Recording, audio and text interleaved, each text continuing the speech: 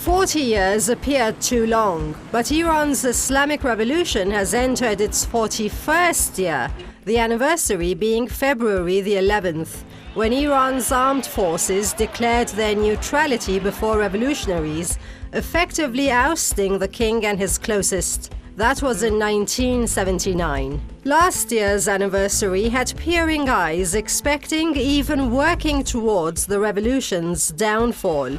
John Bolton among them. Today, it is he who has vanished from office as US National Security Advisor. That is not to say Iran hasn't suffered ups and downs in its latest stage as an Islamic republic. But hardships such as sanctions and assassinations, the country has partially turned round into advantages. In standing by its slogans in that struggle, however, the country has paid a price. Now, was it worth the price? And why did a country that wasn't really undergoing common causes for revolutions revolutionize to begin with? For answers, stay with me, Leila Faramarzi, on Iran Today.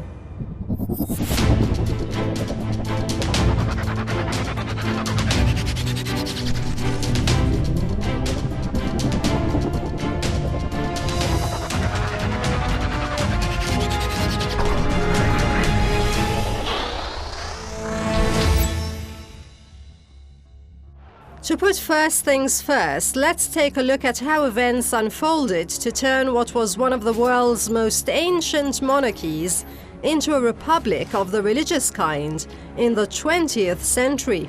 Mr. Abdullahi, a journalist, summarizes it as one word: independence. Why did the Islamic Revolution happen, even though the Shah had greatly modernized and even westernized the country? The most important void felt by people was the issue of independence. Many other contributing factors to the revolution may be categorized under independence. You can even incorporate the concept of freedom into independence. Independence means that a nation would be entitled to determine its own fate as it desires. If we consider freedom as an individual concept, independence would be the same as freedom, but on a larger scale that extends to a nation. The Iranian nation said it wanted to decide its own fate and its rulers and form of governance after centuries without being under dominance. The short of it is, to every stimulus there's a response of equal force, bringing about reactionary change. Looking into domestic factors only, the Pahlavi kings or shahs tried to modernize, even westernize the nation with revolutionary speed. The result was what conservatives might call Westoxification. The reaction to this came as a revolt. But it was about more than women wearing a suit and hat rather than skirt and veil.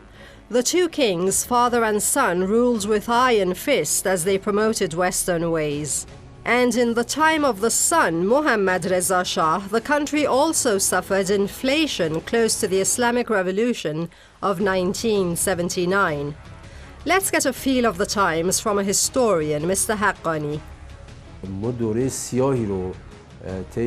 From the early 1920s to 1978, we started a dark period.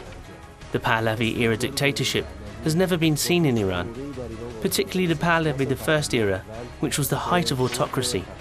Reza Khan used to call the only symbol of constitutionalism in Iran, and by that I mean the Majlis, as the cowshed. Every time MPs dared to protest, he threatened to shut down the cowshed. You can imagine how media was subject to crackdown. The Setara newspaper had written an article which infuriated the British embassy. Reza Khan had personally walked to the paper's office and delivered a punch to the chief editor. Political parties were totally banned. For Majlis, as documents show, some lists were drawn up describing MPs based on their political position.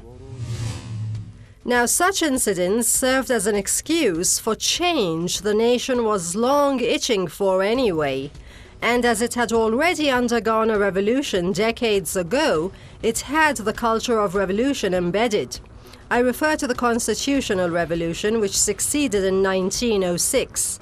Its 5-year period enjoyed a parliamentary system, complete with a constitution and separation of powers. That was in the Qajar period, which was succeeded by the Pahlavi period, which began in 1925 with Reza Shah Pahlavi. The thing is, power of his state grew too fast compared to civil society and civic rights. Also, it grew, but not enough to surpass foreign influence in the country. Britain's first ambassador to Tehran had said clearly that his country's interests required Iran to be kept in barbarism. They really did so in practice through 4 strategies that included infiltrating Iran, weakening Iran, dividing Iran, and ruining Iran. They were trying to ruin Iran through the 1907, 1915 and 1919 treaties. We found ourselves in the face of attempts for dividing and destroying Iran. Reza Shah was overthrown following an Allied occupation in World War II.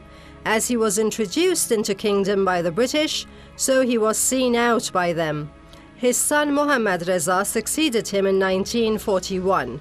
And once he did take office, the Allied powers were not easy to convince of his authority over Iran. But he managed to exert and establish himself. In 1977, however, he came to the beginning of his end, branded as a puppet to the US. Our oil revenue was at its best in 1975 as oil prices had skyrocketed to earn the Shah big revenue. However, one reason forwarded for the revolution is the absence of justice. If any profit was achieved in the country, it benefited a limited number of persons and it did not belong to everyone. Or regarding military hardware, the Shah had purchased from the US, it was not aimed at safeguarding Iran's borders and bringing security to people. Rather, the Shah was serving as US gendarme in the region and the Shah was defending US interests in the region. Iran being a land of many paradoxes, Mohammad Reza was somewhat a democratic king, given his land reforms which limited the holdings of feudal lords. But while he wanted others to be democratic, he wasn't exactly so. Mohammad Reza Shah was known as the bourgeoisie king. Yet he came to treat himself as Lord of Lords and higher and above even the long-established aristocracy of the country. As for the people, the cultural divide was great. While rock and roll reigned in the capital, villages were puritanical, unread, and not rich. This made for a great potential following for an opposition leader. That was none other than the late Ayatollah Ruhollah Khomeini. It was by 1978 that Mohammad Reza, faced with opposition from nationalists, the left and the religious groups, found himself at a loss. He went on a family trip, supposedly. Actually, he went into exile in January 1979, as 2 weeks later, Ayatollah Ruhollah Khomeini returned from exile, on February the 1st. On April the 1st, the leader of the revolution announced Iran a republic. Ayatollah Ruhollah Khomeini was now leader of the Islamic Republic of Iran with a selective presidential and parliamentary voting system. Why did groups effective in the revolution's success turn their backs on it once it succeeded? They imagined that they could ride on the wave that had taken shape in the country and win a share in the revolution's power. But after the victory of the revolution, since their objectives were different from those announced by Imam Khomeini, they gradually dissociated themselves or became opponent or even took up arms for terror against the revolution. They created obstacles to the revolution and therefore they had no option but to dissociate themselves from the way of the revolution.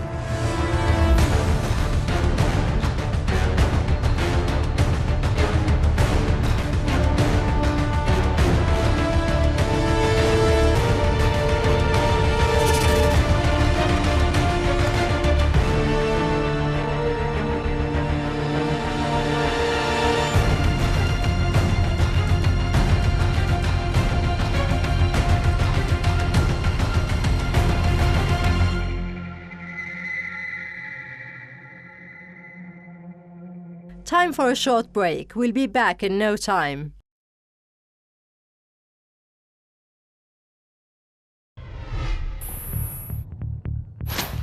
That was then.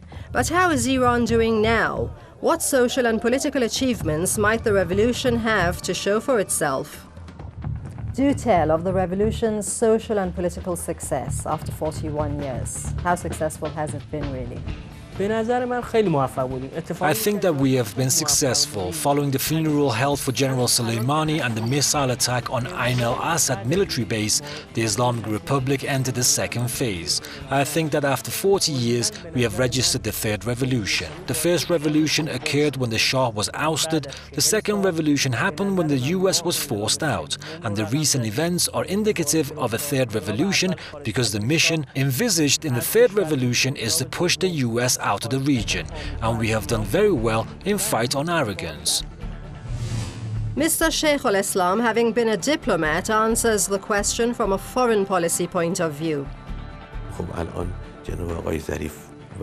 example, Mr. Zarif, our foreign minister, symbolizes our foreign policy.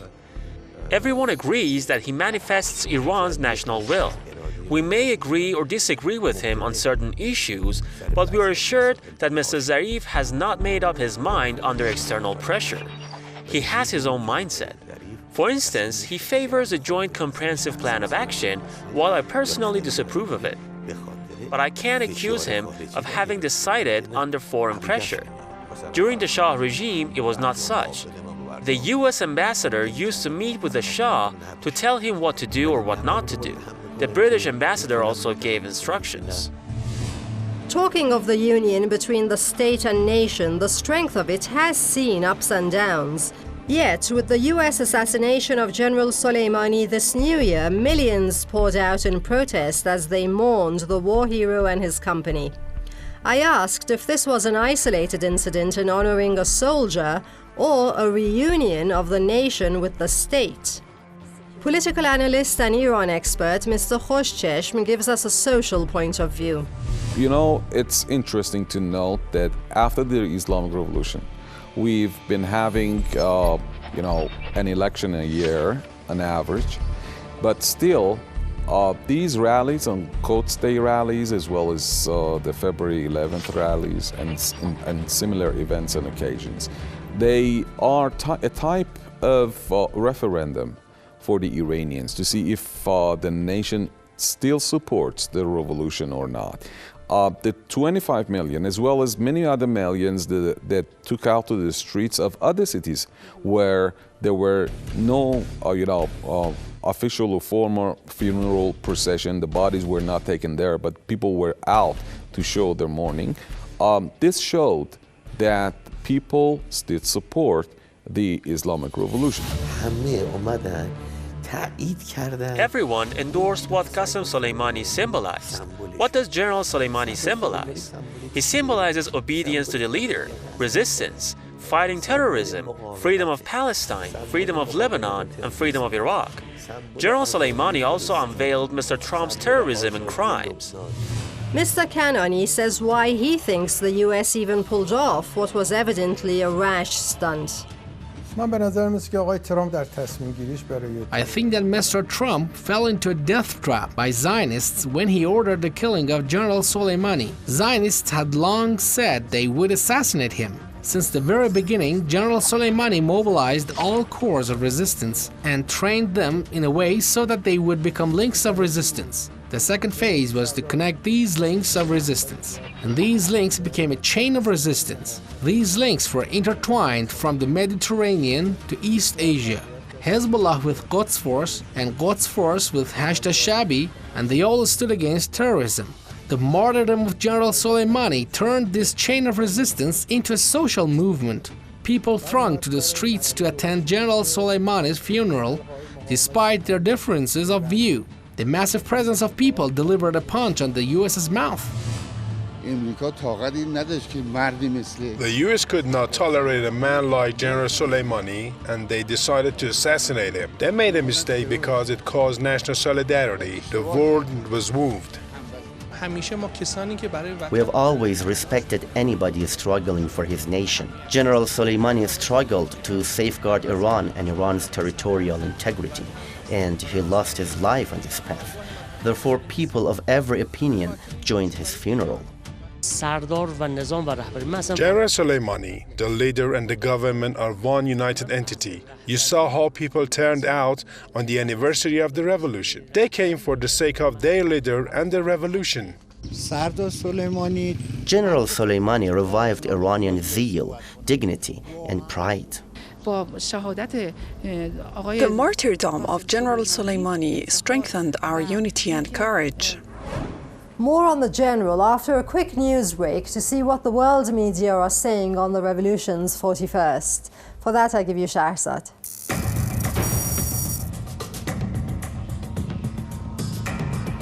Hi, I'm Shahrzad Manucheri, and this is the news section of Iran Today. We'll be looking online for the latest update on the Islamic Revolution 41 years on and how Iran is stronger than ever in the face of Western animosity. In an article by Tasnim news agency, we see that a ceremony was held in the French capital to mark Iran's revolution anniversary. On February 5th, Iranian ambassador to France, Bahram Qasemi, and the members of the Islamic Association of Students in Paris attended a ceremony in the French capital to commemorate the anniversary of the 1979 Islamic Revolution's victory. During the ceremony, held in Nofel-le-Château district, late founder of the Islamic Republic of Iran, Imam Khomeini's residence when he was in exile in France, the attendees paid tribute to Imam Khomeini and the martyrs of the Islamic Revolution.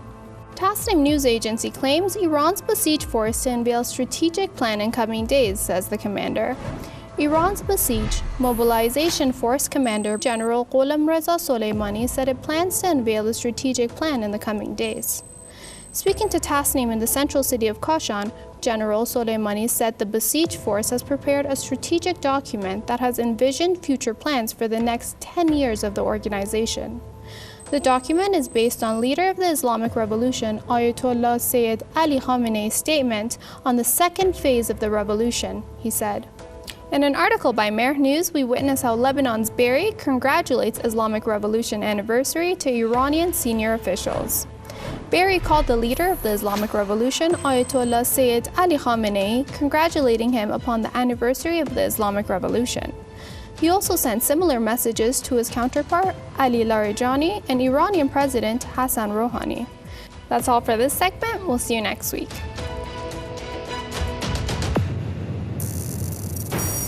Soleimani was commander of the Quds Force, that's the IRGC's overseas arm, that was, with the general at its helm, instrumental in defeating dirty terror group Daesh or ISIS in Iraq and parts of Syria. National sentiment erupted at his assassination as people see him as an uncorrupted hero of the battlefield. He was just old enough to join the forces when the 8-year Iraq-Iran war broke out, and he did join. I mentioned the imposed 8-year war of the 1980s, as well as the IRGC or Islamic Revolution Guard Corps. The internal arm of the force is to secure the revolution. I like to think of security in terms of national security and sovereignty. How instrumental the IRGC is in maintaining security alongside the army, our guests will explain. Each revolution throughout the world, most of the countries that have been experiencing revolutions, they've been specifying the mission of protecting the revolution or the rulers, normally through forming a revolution guard or revolutionary guard. But mostly they deal with, their main mission is protecting security of the rulers or the revolution up until probably few months later or a few more years. But in Iran, the situation has been completely different because of the experience that Iranians have had back in the 1950s, and when the national and popular government of Mohammad Mossadegh was toppled, Iranians were afraid that the revolution might be gone if they do not protect the achievements of the revolution and the revolution itself.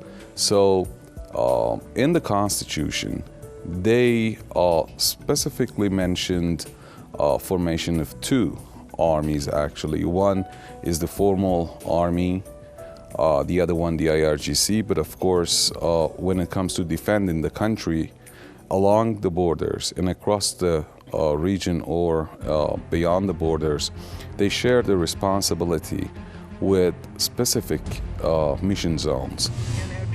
Iranian forces' will and efficiency were demonstrated in their response to the Soleimani assassination. They waited till the nation mourned. Then came what everyone was holding their breath for.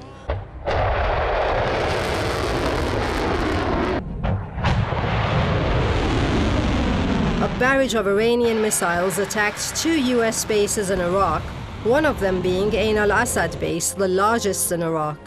The attack came in the small hours of January the 8th, with precision. US-friendly Arab states in the region were left agape as they watched their self-claimed protector under attack. And now they seem to be rethinking their relationship with Iran, given the US obviously doesn't really care about them. Iran and its revolution haven't just taken bullets or been incarcerated in a war imposed on them, but they have survived at a cost. The whole nation is currently in a fight imposed on them by siege warfare. Well, that's not what it's called. The US simply calls its all-out economic war on Iran brutal sanctions.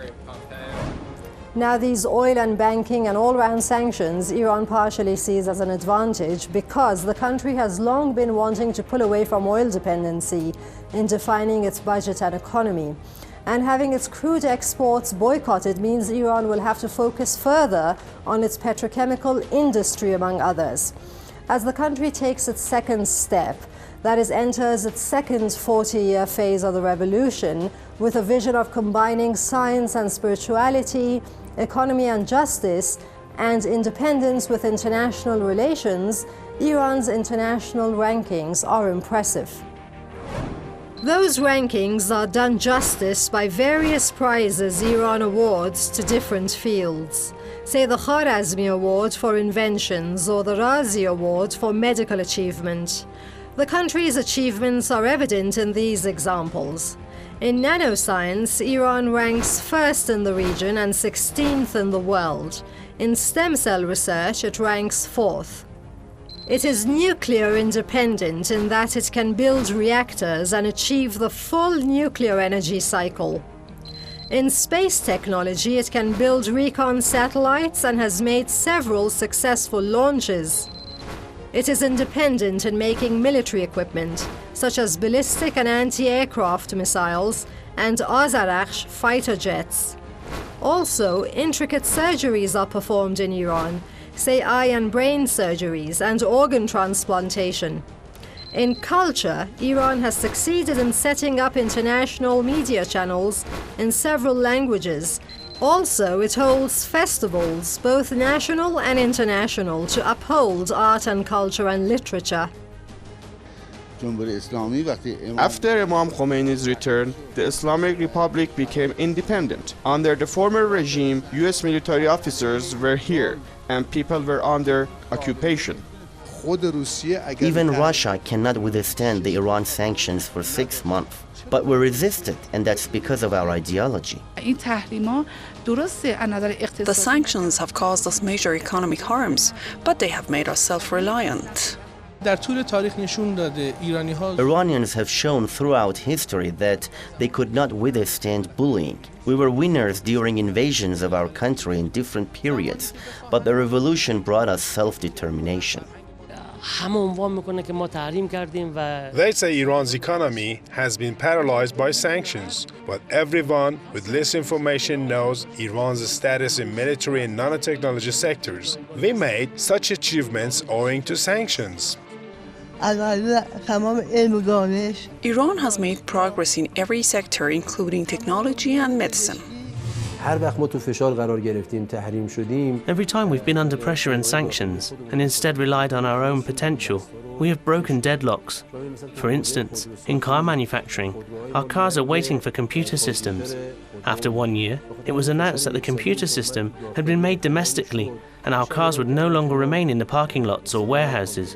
We currently have iron melting plants in Iran, but no Western governments agreed to provide the Shah with such plants.